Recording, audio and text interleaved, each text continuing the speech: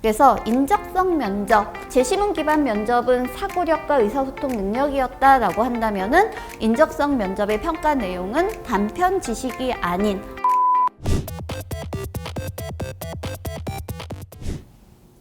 안녕하세요. 전 숙명여자대학교 책임 입학사정관이었던 진선영입니다. 이번 강연 주제는 학생부 종합전형의 인적성 면접이고요.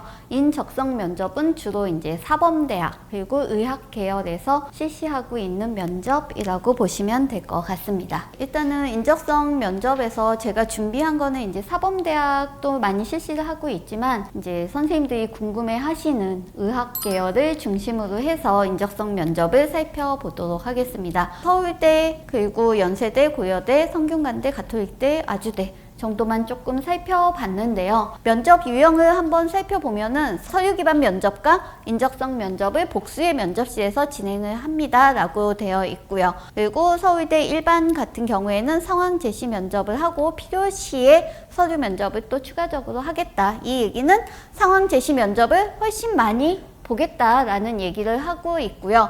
그래서 수의학과 같은 경우에는 5개의 면접실에서, 치의학과 같은 경우에는 4개의 면접실에서, 의학은 좀 더 복수의 면접실에서 면접을 진행을 하고 있습니다. 또 연세대 같은 경우에는 올해 좀 바뀌어서 서류 기반 면접과 인적성 면접을 복수의 면접실에서, 그리고 고려대는 조금 다른 대학과 좀 다르죠. 서류가 아닌 저번에 이제 일부에서 살펴봤던 제시문 기반 면접을 하고 추가적으로 인적성 면접을 실시를 하고 있습니다. 그리고 성균관대는 이제 MMI를 그동안에 실시를 했었는데 일단은 인적성 면접을 실시를 하고요. MMI 면접은 실시하지 않는다. 그래서 인적성 면접만 실시하겠다라고 모집 요강에 명시가 되어 있습니다.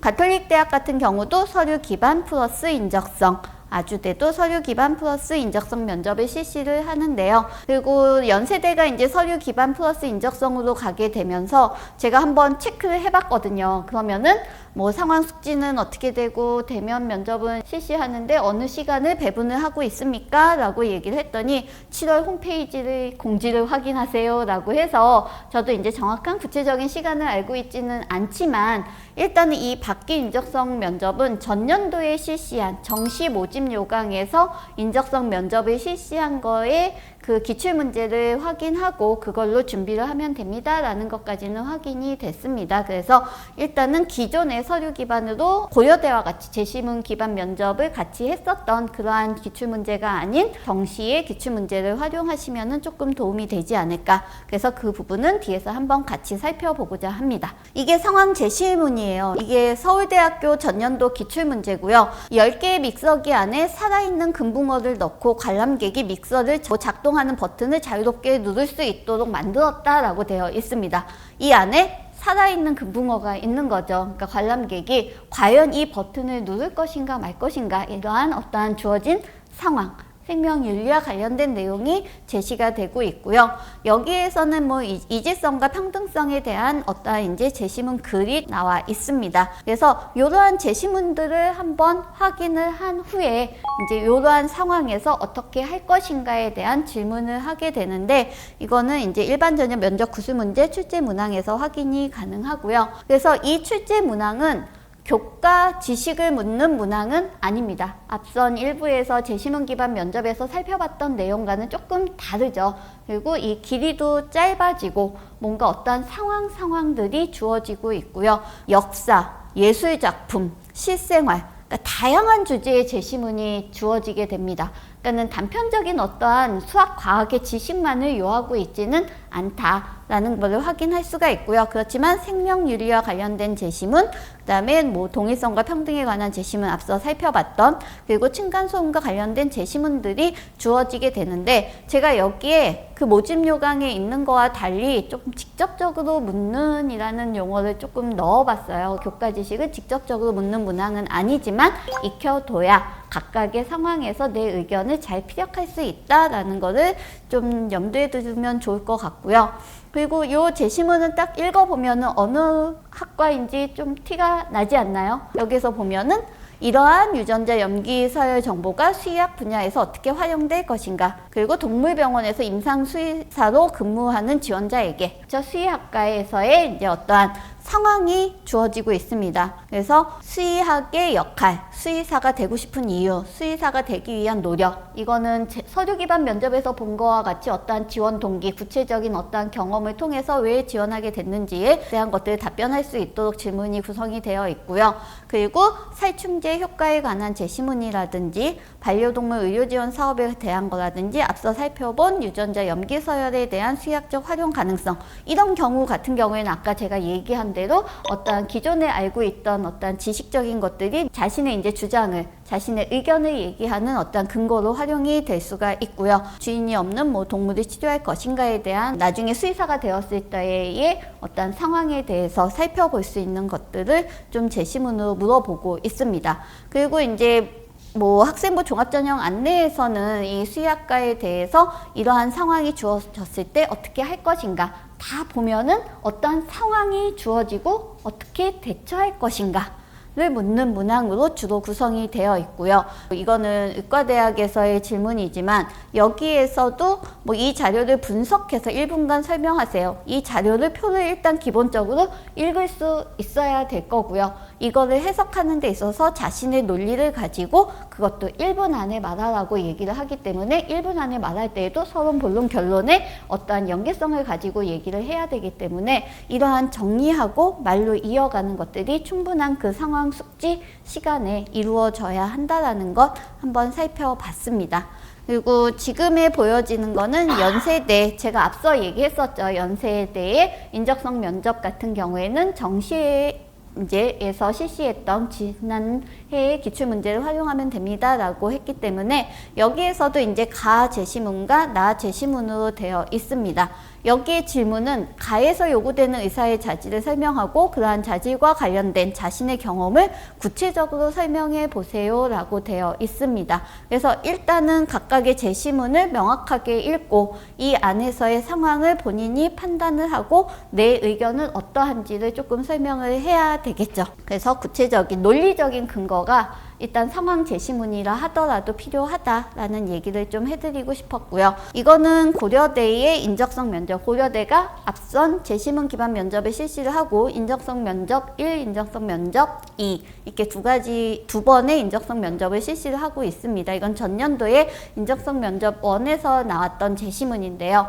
뭐 침팬지의 심장이 뭐 사람에게 처음으로 이식되었고 뭐 등등 해서 1, 2, 3, 4의 간략한 글이 주어지고 있어요. 일반적인 제시문 기반 면접에 비해서 상당히 짧은 글이지만 여기에서 질문이 벌써 3개가 나오고 있습니다.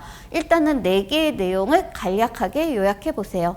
그리고 1과 3의 내용으로부터 마지막으로는 4와 같은 동물 실험을 제안하고자 할 때 의견을 제시하고 이 두 가지 상반된 의견에 대해서 학생의 의견을 제시하세요. 그러니까 각각의 제시문에서 나오는 거를 다 건너뛰고 하는 게 아니라 다 활용을 해서 답변을 만들어야 한다라는 얘기를 좀 해드리고 싶었습니다. 그래서 여기서는 어떤 걸 평가하는가? 1번 문제에서는 동물 실험의 기여에 대한 과학적 윤리적 이해를 하고 있는지를 판단하고자 했다라고 이제 영향평가 보고서에 제시가 되어 있고요. 2번 문항은 동물 실험에 대한 윤리적인 이해를 하고 있는가? 그리고 3번에서는 여기에서도 마찬가지로 과학적인 근거에 기초해서 설명하는가. 이 과학적인 근거는 기존의 교육과정에서 익힌 내용을 적용할 수밖에 없는 내용이기는 합니다. 그 다음에 여기는 인적성 면접 2에서 나온 이제 제시문이고요. 어떤 여성이 이제 병원에 방문했고 뭐 이러한 내용밖에 없어요. 근데 여기에서 학생이 의사라면은 환자에게 어떻게 대응하겠는가 등등해서 벌써 질문이 이 짧은 상황인데 질문은 3가지나 나오고 있습니다. 여기에서 각각의 1번은 일단은 공감할 수 있는가, 의사의 자질 중에 환자를 공감해 주는 게 필요하잖아요. 그래서 이러한 공감을 가지고 있는지, 상황 대처 능력을 가지고 있고 판단을 제대로 할 수 있는지, 또 마지막에는 과학적인 근거에 기초해서 설득력 있게 설명할 수 있는지, 그러니까 요거에 있어서는 이제 기존에 배운 내용이 또 적용될 수밖에 없죠. 그래서 결국은 인적성 면접의 평가 내용이다라고 하면은 일단 기본적으로 제시문이 짧기는 하지만 제시문의 핵심을 정확하게 파악을 해야 됩니다. 그래서 제시문에 대한 이해가 첫 번째 에 해당이 되고요. 상황에 대해서 논리적인 판단과 근거를 기반으로 해서 의견을 제시하는가, 여기에서도 논리적인 것, 근거, 에 기반해서 의견을 제시할 수 있는 의사소통 능력을 함께 살펴보고 있다라는 것을 살펴볼 수가 있고요.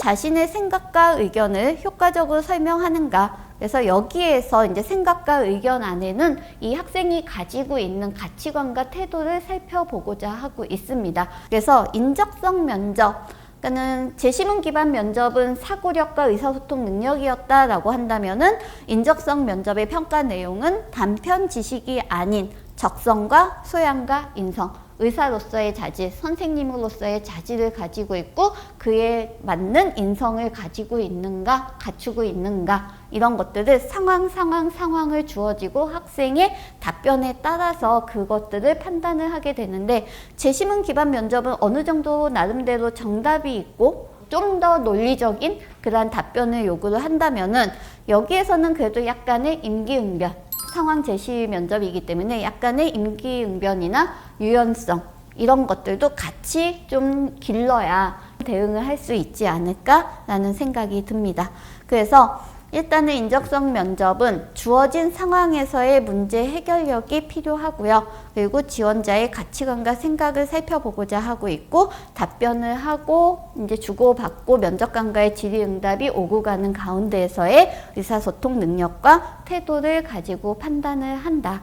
그러니까는 좀 제시문 자체는 상황 제시문이기 때문에 기존의 제시문 기반 면접보다 쉬울 수는 있지만 올바른 생각과 가치관을 가지고 있느냐가 조금 더 중요한 그러한 학생의 역량이다라고 대학은 판단을 하고 의예과나 사범대학에서는 상황 제시문에 해당하는 인적성 면접을 실시하고 있다라고 조금 말씀드리고 싶습니다. 그래서 인적성 면접은 여기까지 해서 제가 안내를 마치도록 하겠습니다. 감사합니다.